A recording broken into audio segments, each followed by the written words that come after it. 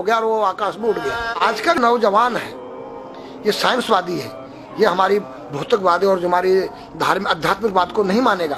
इसको तुम साइंस के द्वारा अध्यात्म को मनवाएगा तो मानेगा। जैसे मैं सूर्य को जल दे करके मैं हर बीमारी का इलाज कर देता हूँ।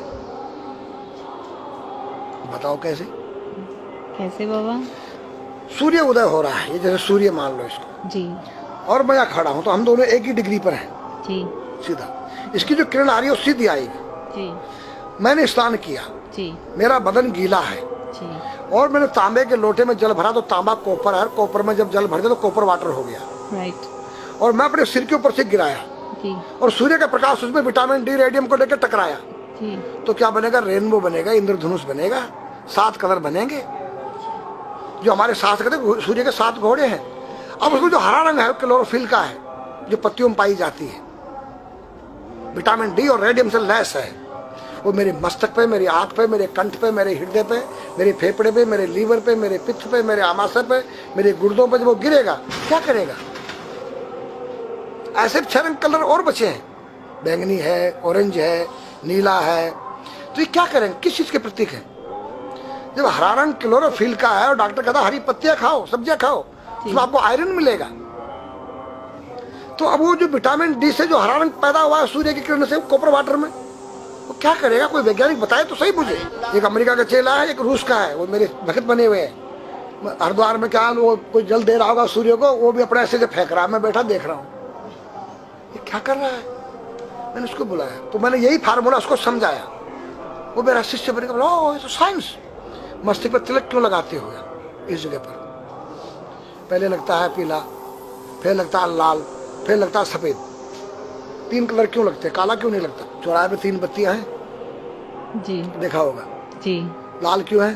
फॉर डेंजर स्टॉप, खतरा है, या डेंजर, खड़े हो जाओ, खतरा है। जी।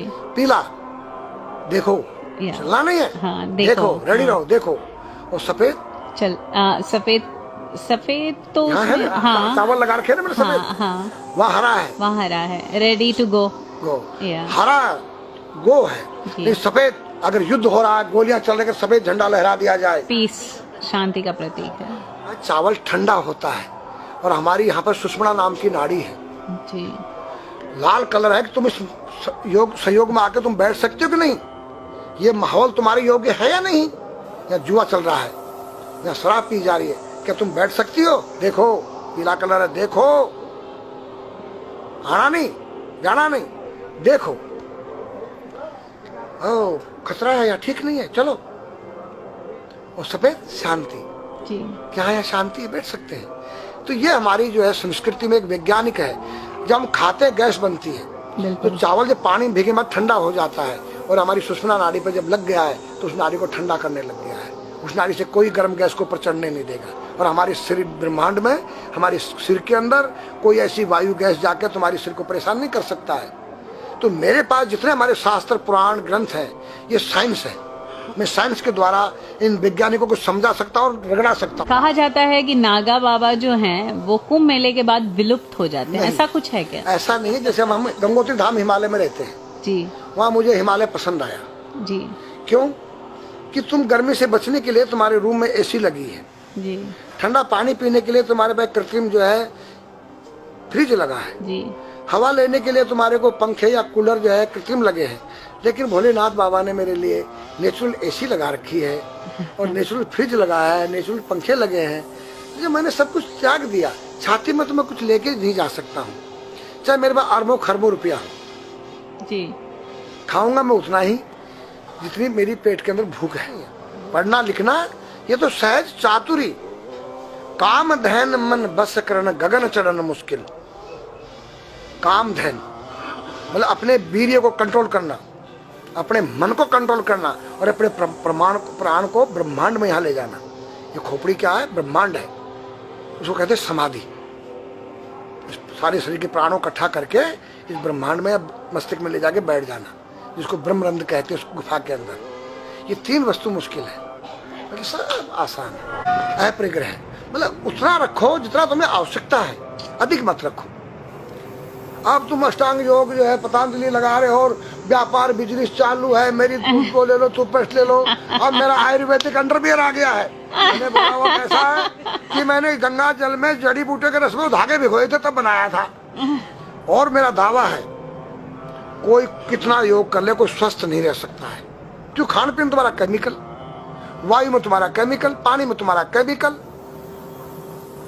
अब जो तुम आरओ का पानी नहीं पी रहे हो उसके पानी के गुण ही नष्ट हो गए सब। उत्तर को सिर करके सोना क्यों मना किया है साइंस ने? हमारे शास्त्र मना करते हैं। हम उत्तर को सिर करके सोएंगे, दक्षिण को पैर करके।